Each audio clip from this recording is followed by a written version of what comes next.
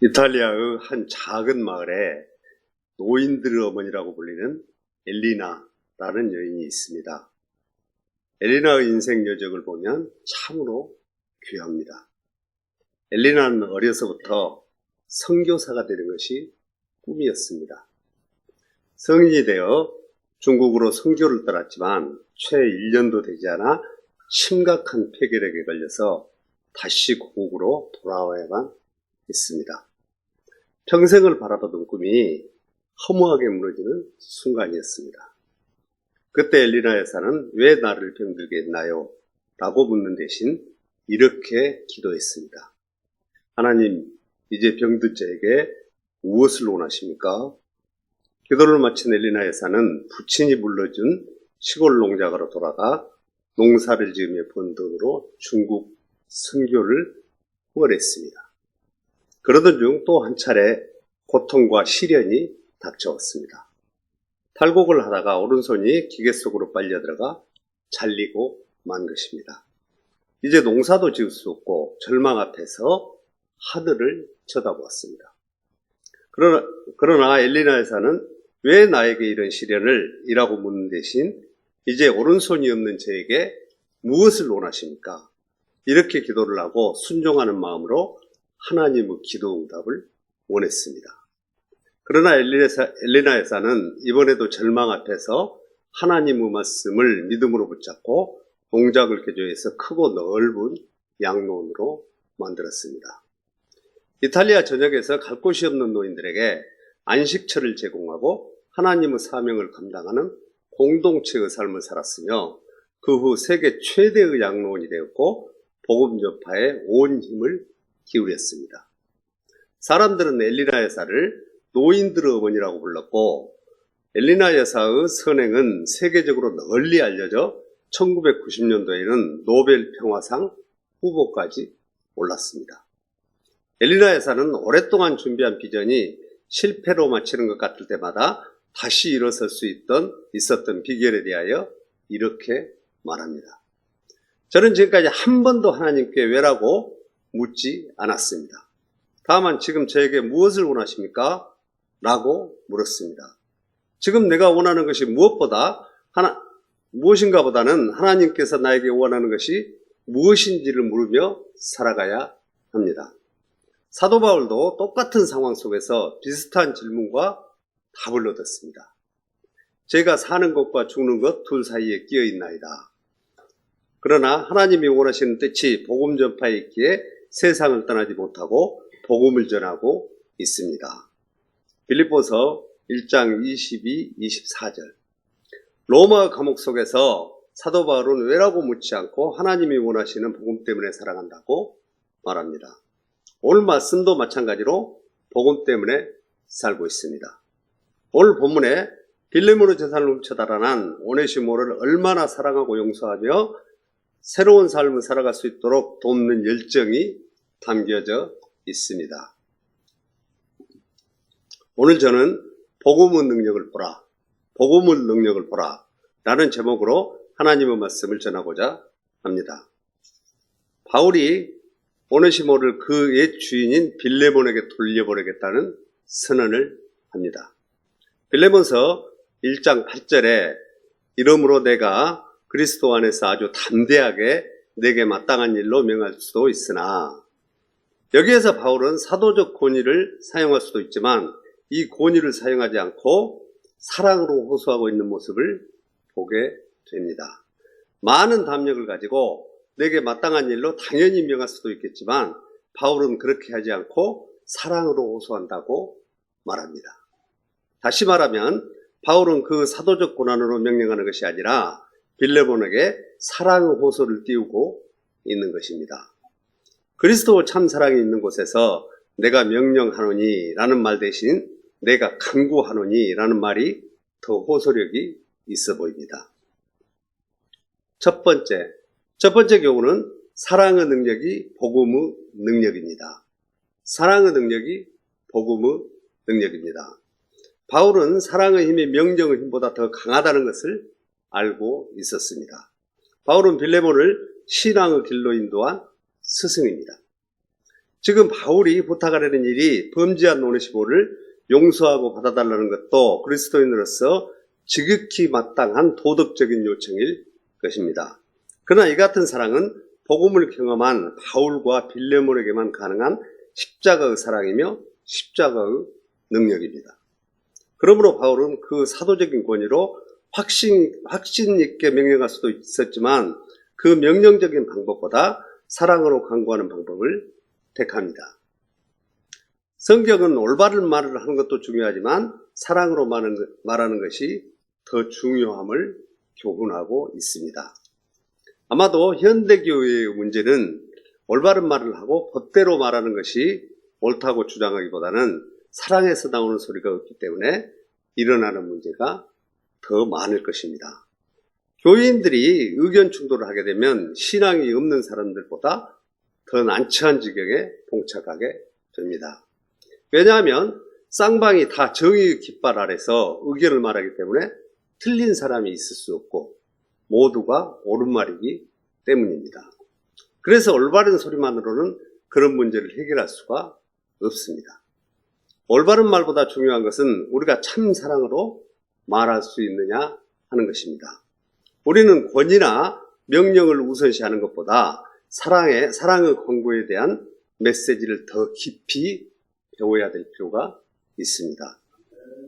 바울은 권위주의적인 사람도 아니었고 율법주의적인 방법으로 사람들을 억압하고 명령을 함으로 목적을 성취하려 하지도 않았습니다. 그는 옳은 말보다 인정 어린 사랑 호소를 던지고 있는 것입니다. 빌레몬서 1장 9절에 도리어 사랑으로서 강구하노라. 나이가 많은 나 바울은 지금 또 예수 그리스도를 위하여 갇힌 자 되어. 바울은 나이가 많은 나 바울이라고 말하면서 주님을 위하여 복음을 전하다가 감옥에 들어와 열정과 호소로 사랑을 표현하고 있습니다. 주인의 돈을 훔쳐 도망친 오네시모가 예수 그리스도를 믿고 변화된 모습을 증언하기 위해 이 간곡한 눈물겨운 사도 바울의 호소를 접하면서 우리는 사랑의 뜨거운 심장 소리를 듣게 됩니다. 두 번째 교훈은 끝없는 용서의 능력이 복음의 능력입니다. 끝없는 용서의 능력이 복음의 능력입니다. 사람을 변화시키는 힘은 용서에 있습니다. 인간의 사랑과 용서에서 마음의 문을 열 수 있으나 근본적인 인간을 변화는 예수 그리스도의 십자가 사랑과 용서를 통해서입니다. 모든 것을 뛰어넘고 새롭게 시작하는 힘은 복음의 근원적인 힘입니다. 바울은 노예 오네시모와 어떤 상관이 있을까요? 빌레몬서 1장 10절에 갇힌 자 중에서 낳은 아들 오네시모를 위하여 내게 간구하노라. 이 말씀에서 갇힌 자 중에서 낳은 아들이라고 부르는 이유는 옥중에서 전도한 신앙의 아들이었기 때문입니다.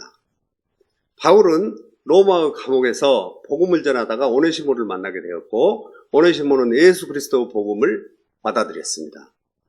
다시 말하자면 갇힌 자 중에 믿음으로 낳은 아들이나 마찬가지입니다. 그러므로 이 호소는 영적인 아버지 바울이 영적인 아들 오네시모를 위해서 간구하는 부정의 호소라고 할 수 있습니다. 우리가 여기에서 또 한 가지 기억해야 할 것은 바울의 전도는 책임 있는 전도였다는 것입니다. 책임 있는 전도였다는 것입니다. 20세기 현대사회에서 교회가 크게 반성해야 할 것은 책임 없는 전도를 하고 있다는 것입니다. 현대사회는 전도하는 사람도 드물지만 전도를 한다고 할지라도 어느 날 사람을 만나 예수 믿으십시오 라는 말로 전도를 하고 그냥 지나쳐버리는 경우가 많이 있습니다. 그런데 성경에 보면 초대교회의 전도 방법은 사람을 만나서 전도를 하고 기도를 하고 그 사람이 결심하기까지 끊임없이 그 영혼을 돌봅니다. 그래서 그 사람의 믿음이 성장해 가고 그리스도 안에서 신앙이 견고해지고 성숙할 때까지 지속적으로 돌보는 과정을 볼 수가 있습니다.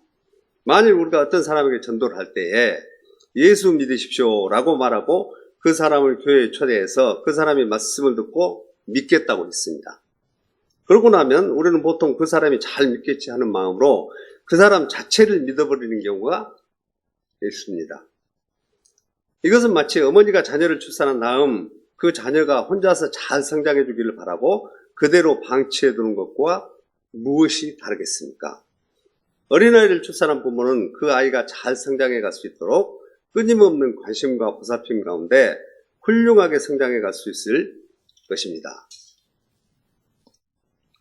양육을 동반하지 않는 전도, 따뜻한 돌봄이 동반하지 않는 전도, 사랑의 관심을 표하지 않는 전도, 끝까지 그 영혼의 신앙을 돌보지 않는 전도가 형식적인 책임 없는 전도라고 말할 수 있습니다.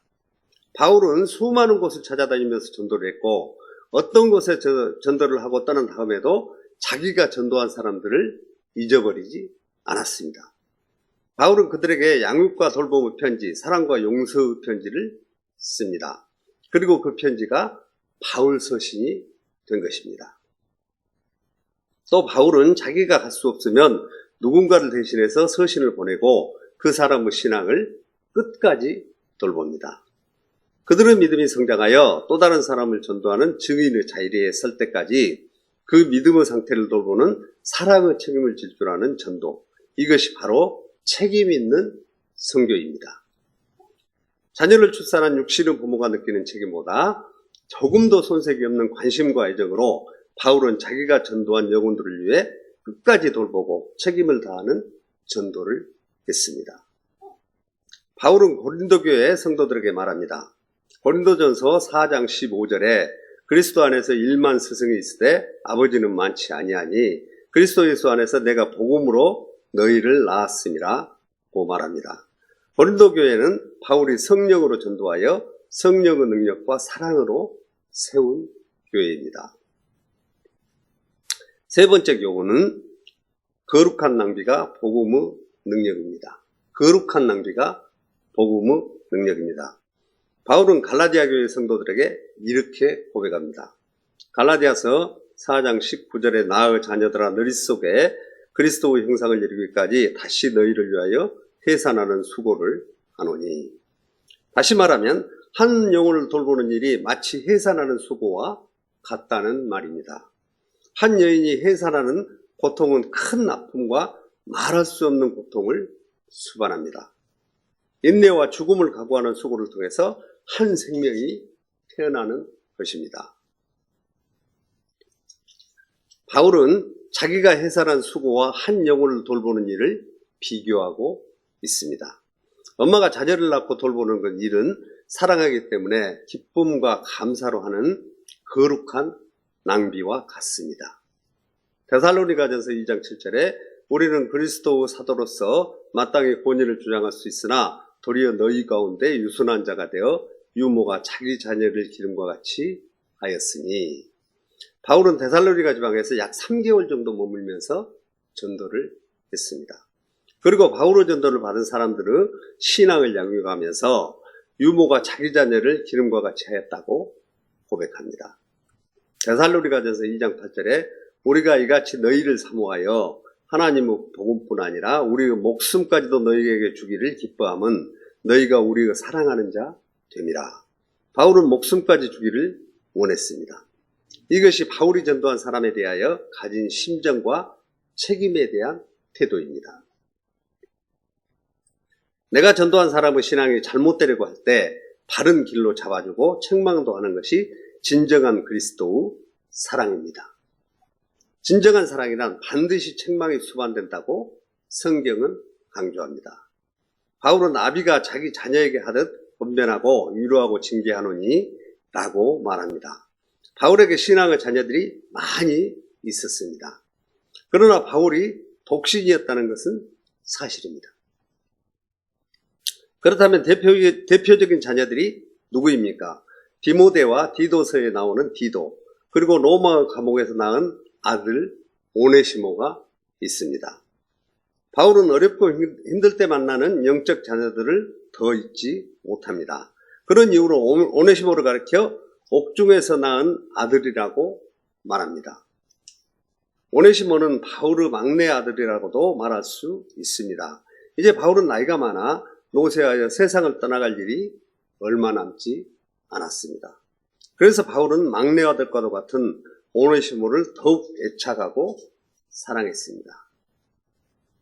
우리가 살아가는 이 세상의 생명체는 모두가 곧 사라질 존재들입니다. 믿음이 없는 사람들은 천국이 어디에 있느냐고 말하기도 합니다. 믿음이 있는 사람들은 죽음을 받아들이고 천국을 믿는 것입니다. 누가 더 현명하고 지혜로운 선택이라고 할 수 있겠습니까? 우리가 천국에서 주님을 만나고 내가 전도한 사람들을 만났을 때 말로는 형용할 수 없는 기쁨을 누리게 될 것입니다. 내가 전도한 사람이 천국에 와 있을 때 나는 얼마나 기쁘겠습니까? 그 사람이 바로 내 자랑의 면류관, 내 기쁨의 면류관, 내 소망의 면류관인 것입니다.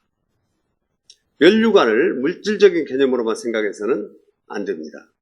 물질만 생각하는 사람들은 금으로 만든 면류관이 최고의 면류관이라고 생각할지도 모르겠습니다. 그러나 주님이 말씀하신 면류관은 근본적으로 사람을 가리키는 것입니다.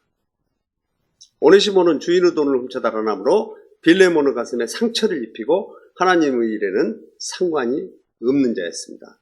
그러나 복음으로 변화되어 그는 이제 바울의 충성스러운 복음의 협조자가 되었습니다.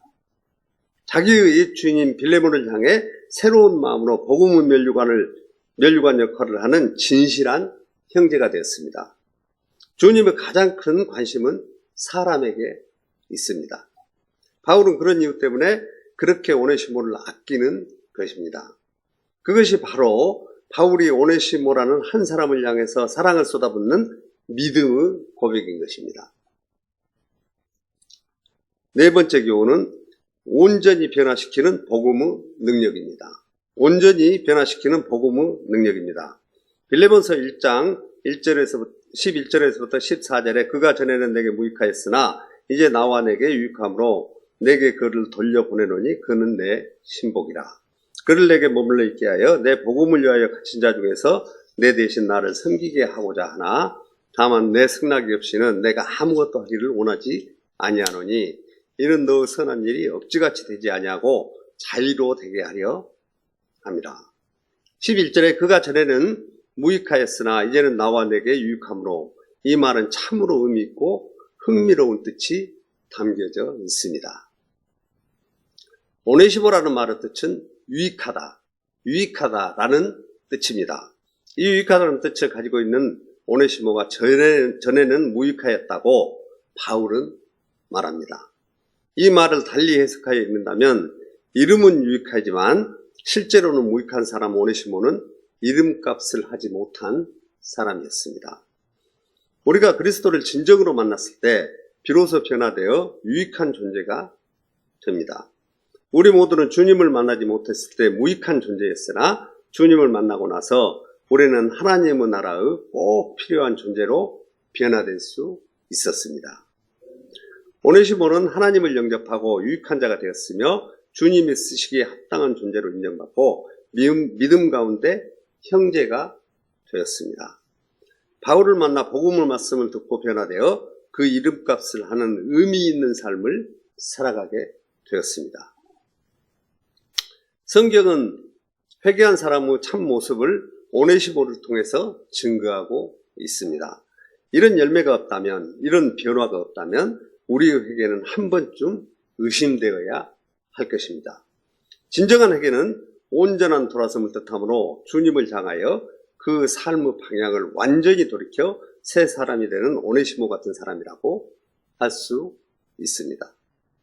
이제 오네시모는 바울의 사랑을 받는 자로 변화되었으며 없어서는 안 될 귀한 존재가 되었습니다.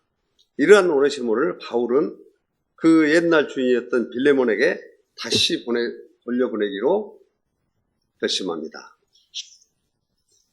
13절에 그를 내게 머물러 있게 하여 내 복음을 위하여 갇힌 자 중에서 내 대신 나를 섬기게 하고자 하나 이 말씀에서 바울은 내 심정 같아서는 오네시모를 내 곁에 두고 싶지만 복음을 위해서 같은 동역자가 되어 일했으면 하는 바울의 심정입니다. 14절에 다만 내 승낙이 없이는 내가 아무것도 하기를 원하지 아니하노니 오네시모 원래 주인은 빌레몬이었기 때문에 바울은 빌레몬의 승낙 없이 아무것도 하기를 원치 않는다고 말하는 것입니다. 바울은 그만큼 빌레몬에게 예의를 지켜 신중하게 부탁하고 있는 것입니다. 그리고 내가 자의적으로 하는 것이 되게 하고 싶다고 바울은 말합니다. 사실 바울은 오네시모를 돌려보내면서 빌레몬이 그를 다시 자기에게 보내줄 것을 기대하고 있었는지도 모릅니다. 성경 속에서 끝까지 사랑하고 용서하고 믿어주는 바울의 모습이 편지 곳곳에 되어 있습니다. 그중 하나가 오네시모를 빌레몬에게 혼자 보내질 않고 바울의 동역자요 형제인 두기고와 함께 오네시모를 빌레몬에게 보내는 것입니다. 끝까지 책임을 다하는 바울입니다. 도망친 노예는 그 당시 생사 여탈권이 전적으로 주인의 손에 달려 있었습니다. 그래서 바울은 오네시모를 보내면서 더욱 간절한 사랑으로 부탁을 합니다. 바울은 오네시모로 하여금 과거 잘못된 일에 대한 뚜렷한 대가를 규명하는 심정이었을 것입니다. 이제 오네시모는 복음의 말씀으로 변화됐고 믿음의 형제가 되었습니다. 예수 그리스도를 믿고 구원을 받았습니다. 하지만 오네시모가 바로잡아야 할 지난 과거 관계가 남아 있었습니다. 바로 이것은 바울이 오네시모를 돌려보내려고 한 목적 중 하나임을 생각할 수 있습니다. 이제 말씀의 결론을 정리하겠습니다. 복음의 능력을 보라. 복음의 능력을 보라. 첫 번째 교훈, 사랑의 능력이 복음의 능력입니다. 두 번째 교훈, 끝없는 용서의 능력이 복음의 능력입니다. 세 번째 교훈, 거룩한 낭비가 복음의 능력입니다. 네 번째 교훈, 온전히 변화시키는 복음의 능력입니다. 오늘날 우리는 믿음이 없었던 과거의 잘못을 바로 잡으려는 결단이 없이 입술만으로 해결을 하기도 합니다. 이 입술만으로 해결을 강조하는 것이야말로 믿음의 부흥을 가로막는 암적인 요소가 될 수 있다는 것을 알아야 합니다. 그리스도인들이 자기를 둘러싸고 있는 인간관계나 여러 가지 상황들을 바로잡으려는 노력이 없이는 참된 부흥은 일어나지 않을 것입니다. 우리는 예수를 믿지 않는 세상을 향해서 우리의 잘못을 자꾸만 감추려고 합니다. 오히려 세상 앞에서 우리의 잘못을 솔직하게 회개하고 고백한다면 하나님께서 반드시 우리에게 회복과 부흥을 주실 것입니다. 13절 14절에 그를 내게 머물러 있게 하여 내 복음을 위하여 갇힌 자 중에서 내 대신 나를 섬기게 하고자 하나 다만 내 승낙이 없이는 내가 아무것도 하기를 원하지 아니하노니 이는 너의 선한 일이 억지같이 되지 아니하고 자유로 되게 하려 함이라.